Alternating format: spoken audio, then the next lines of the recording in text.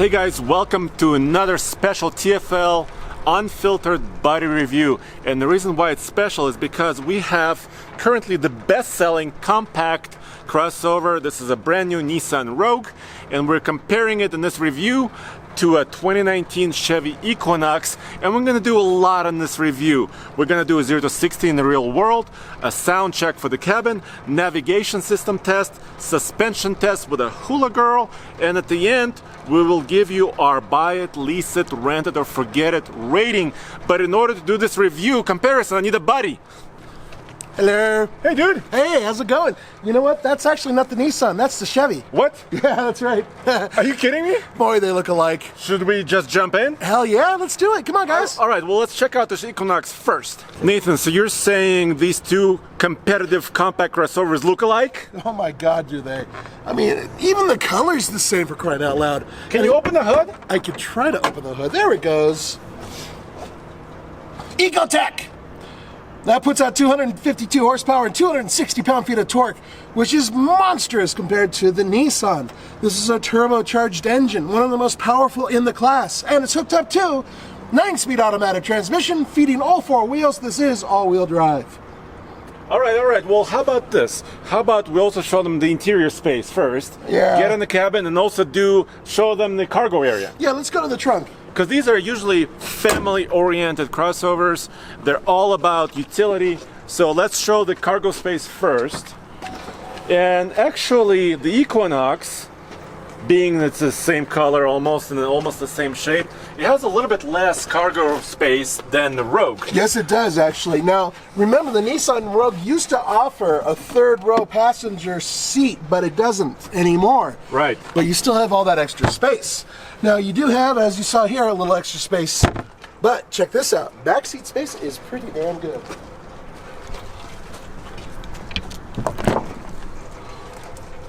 This seat is nearly all the way back.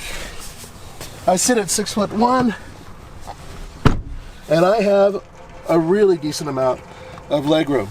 Look at that, that's pretty good. Headroom is quite good too. And what I really like is the fact that this seat is pretty flat. There's not a major hump here, so you can actually have a passenger in the middle who won't be too terribly uncomfortable. Really like the setup. By the way, the Equinox has 29.9 cubic feet of cargo space, and the Rogue, well, let me show you first.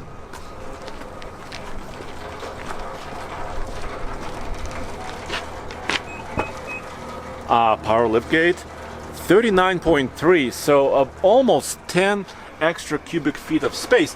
And it doesn't look like it at first, but it's pretty wide here, and you have these removable panels, kind of a double floor as well. But how about the rear room before we talk about the power on this puppy?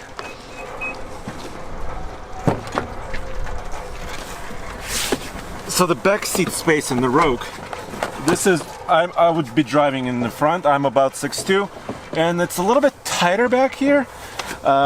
It's not great. I'm just not perfectly comfortable here, being 6'2", but people a little bit who are a little bit less in height would be very comfortable. Let me pop the hood and see what we got under there.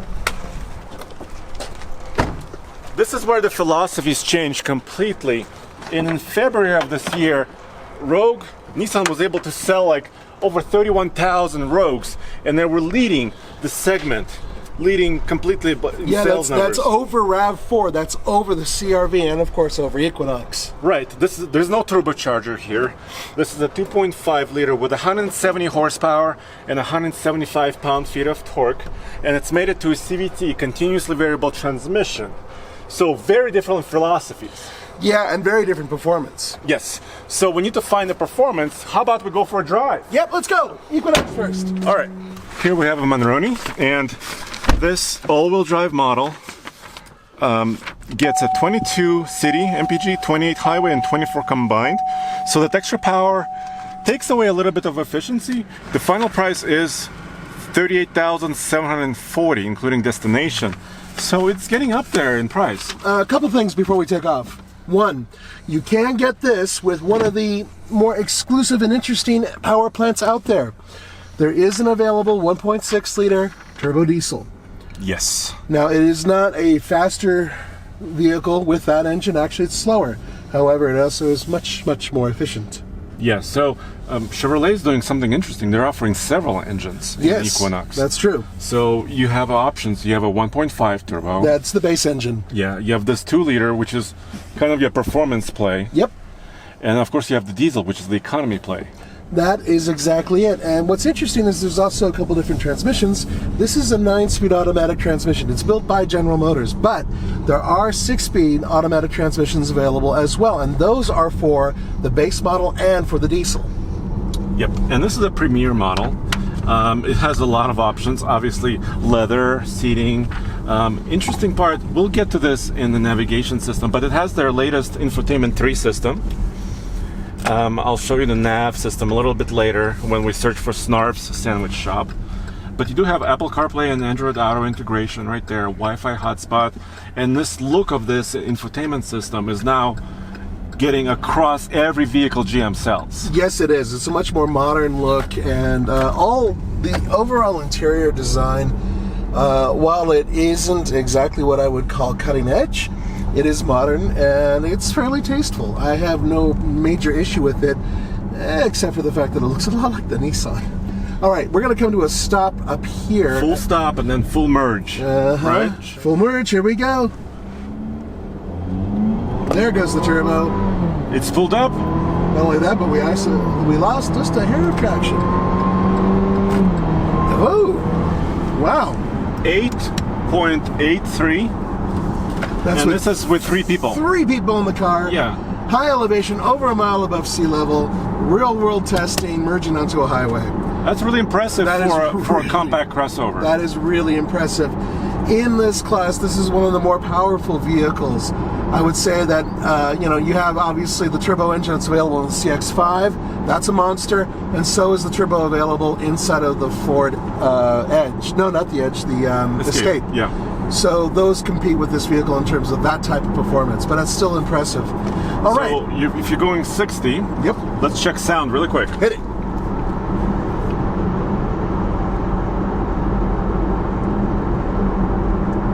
.3 decibels. You saw that, right? That's really impressive. Anything under 70 decibels is considered good. I'm talking to you at about 85 decibels right now. I'm talking normally. Right. So 63.3 is a quiet cabin. Yeah, it's a quiet cabin. It's impressive in terms of its overall road noise. I do hear a little bit of tire noise, but that's about it. There's not a lot of, the engine doesn't make a lot of racket. Here it is on full boil. No, it's not very loud. It's very. I think as a daily driver, this would be just a fine vehicle. Yeah. The 9-speed shifts. I like this transmission a shifts lot. well. So this is a time in our review when we check a navigation system, and GM is doing something interesting. They are offering, you can actually buy a full navigation system, but this particular model doesn't have it. What it does have is a little navigation icon with an OnStar advisor. So you can actually call OnStar, which I'm doing right now, and you can ask them for directions. Hi, we're looking to get we want to get navigation help. Okay, can I have your address, please? The name of the business is Snarf's Sandwich Shop. Did you say sandwich shop? Snarf's, yes. Could you spell that for me, please? SNARFS. Oh, okay. Thank you. It's in Boulder, Colorado. Yeah, I have 2 in Boulder. On Lookout Road.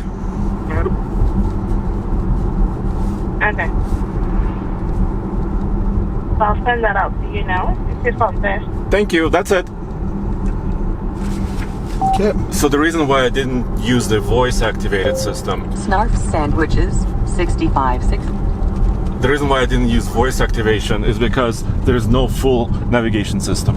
But here's a suspension test. A mile, turn right onto Lookout. And we have a dancing hula girl. Let's see how she moves.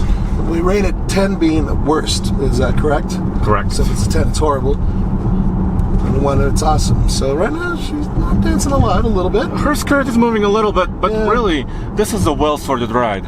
It is. I like the way it absorbs the bumps and whatnot as well. It's actually, it feels a little bit on the sporty side to a certain degree. So I'm going to give right her... onto Logan. Canceling route guidance. Thank you. I'm going to give her a 4. A 4 out on the scale from 1 to 10. That is correct. Yeah, I'm with you there. I would say a ride is a little bit firm, like a sporty firm, not a bad firm. It's not bad, and steering input's quite good. The steering weight I like quite a bit. I like a heavy steering wheel, and this one's medium, I would say, in terms of its turning. But at the same time, the response of the vehicle is quite good, actually. I'm very impressed with this little car. Yeah, and also it has a sort of all-wheel drive system that you can engage and disengage. Correct? I like that, yeah. So you can have it, you can tell it, yes, put it on all the way, or you can also tell it, just use front-wheel drive for now. That's right. Right. And it has something that's kind of rare for a small crossover. It has a towing mode. It does indeed. Yeah, so it basically changes the way your transmission shifts. It just holds the gear a little bit, giving you some extra oomph. But towing ratings on these crossovers is not great. No, of course not. We're talking about up to about 1,500 pounds. So you can carry, a little maybe sailboat, hobby cat, kayak, trailer. A small little U-Haul trailer or something like that. Tiny little U-Haul trailer. So it's capable for doing that. Yeah, all in all, in terms of what you're getting with utility and overall packaging, yes, the Nissan is a larger vehicle, but this one's proven to be comfortable, quiet, capable. I love the performance. And, okay, the navigation thing's a little wonky, but if you hook up your phone to this, it'll work just fine. Yeah, it does have Apple CarPlay, Android Auto, so we could have plugged our phones in. I just wanted to show, which is kind of unique, where you can actually speak to a real person. Right. And actually, it was pretty quick. We got directions to Snarfs. It was relatively quick. I think it would have been faster talking to something that was automated, to be honest with you. Like a Siri? Yeah. Yeah, I would agree. So let's transfer vehicles and find out why in February Rogue sold the most crossovers of all. That sounds like a really good idea. Let's figure that out. It wasn't the CRV, it wasn't the RAV4. It was the Rogue. It was the Rogue.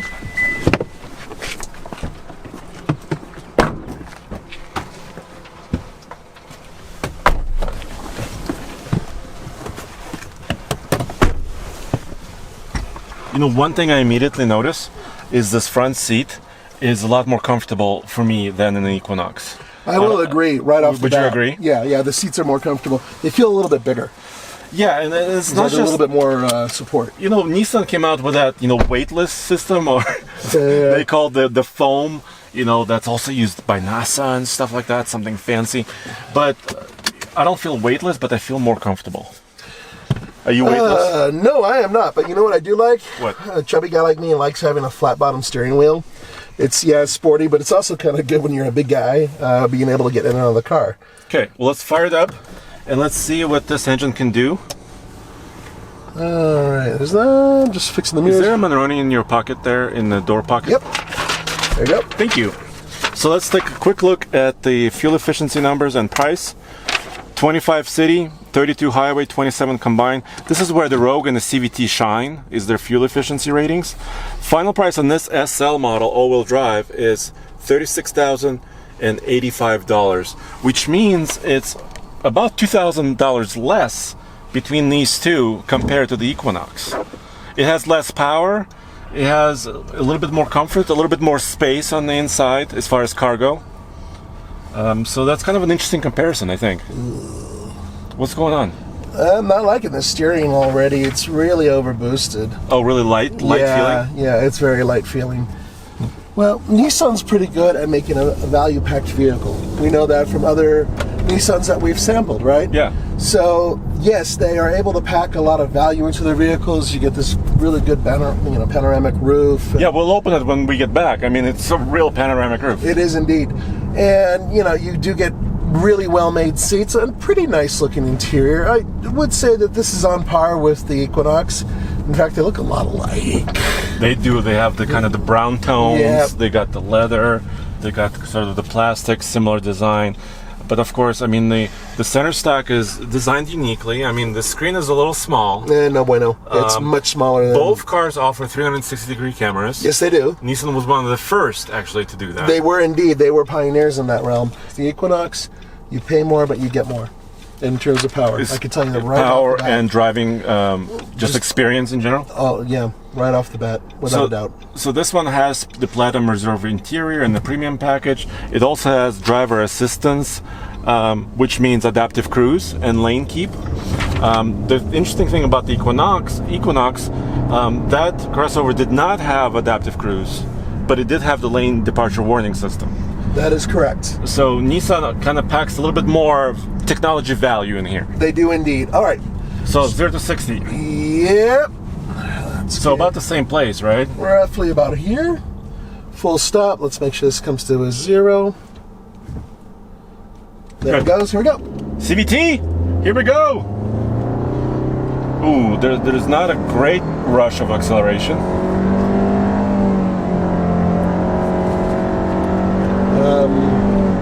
Are we still there?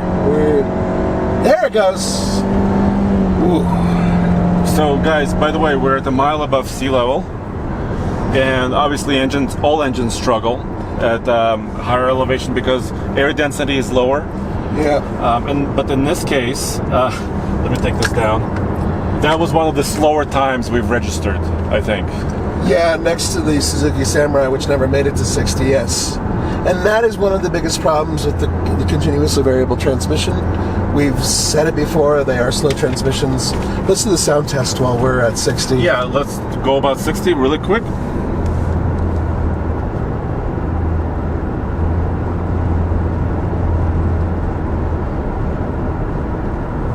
.7. Okay. It's even 1 decibel quieter, approximately, than the Equinox. Both are excellent as far as cabin noise. Yeah, although I will say that this one, when you're driving it, you hear a lot more engine noise, and I'll demonstrate that in just a moment. And that's because with the CVT, it revs fairly high and it sits at that rev for a while. And that's just the nature of the transmission and how it's set up. Mm-hmm. So we'll make a right turn here, and then we're going to do a little snarfs test. But yeah, just have a little listen, and you'll understand what we're talking about. So I'm accelerating, but I'm not pushing it very hard.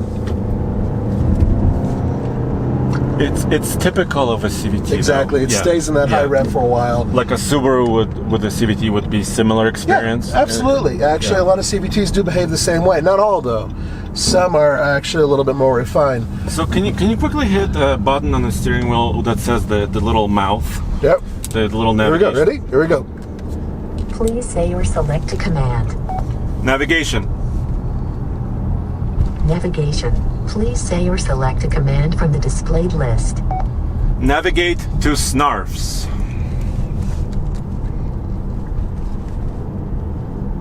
Please wait. Points of interest. Showing matching places. Please Dude. say or select an item number from the displayed list. Number 2.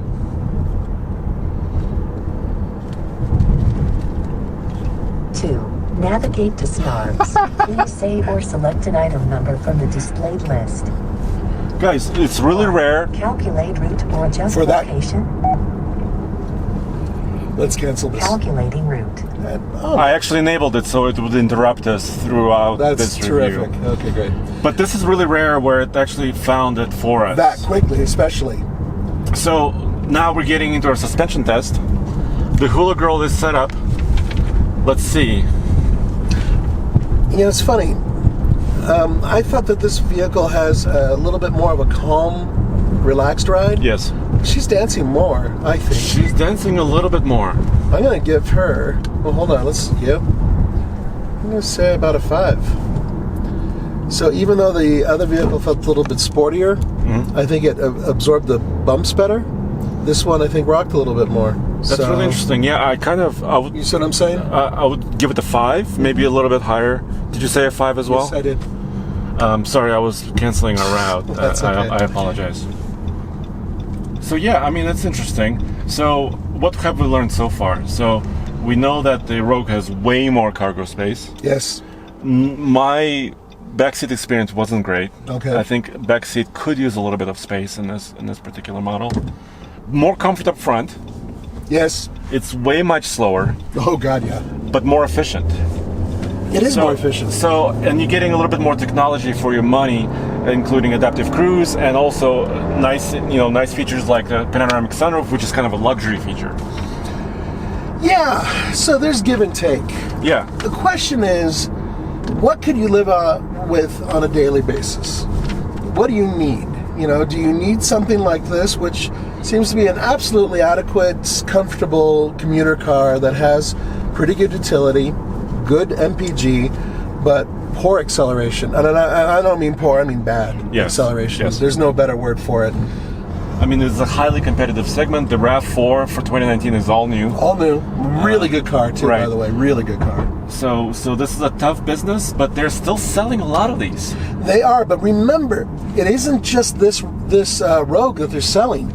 The numbers are combined, so it's the Rogue Sport and this Rogue. Okay, yeah. Now, I'm kind of bummed that they took away the third row seat option from this vehicle, but it kind of makes sense. First of all, the third row in this was really small. It was so small that my, at the time, 8-year-old really was uncomfortable in the third row, and we really couldn't make him very comfortable, so we took him out of there almost immediately.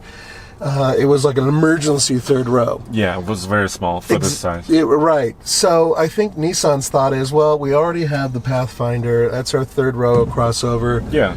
That's more than adequate. That makes perfect sense. Right. Yeah. So, yeah, it's kind of a bummer that vehicle went away, but at the same time, it makes sense because they have something to fill the void. The other side of it is, because of that gives this vehicle that extra stretch of space, right? Yeah, and you can see it in the cargo area. Yeah, clearly see it in the cargo area. So if you do need to, or if you're going camping, for example, you do have that extra ability of storing cargo behind the second row, and you can obviously fold the second row in both vehicles and get more stuff in there as well. We gotta do our rating. Oh yeah, absolutely. Buy it, lease it, rent it, or forget it. Let's get outside and let's get it done. You got it, boss.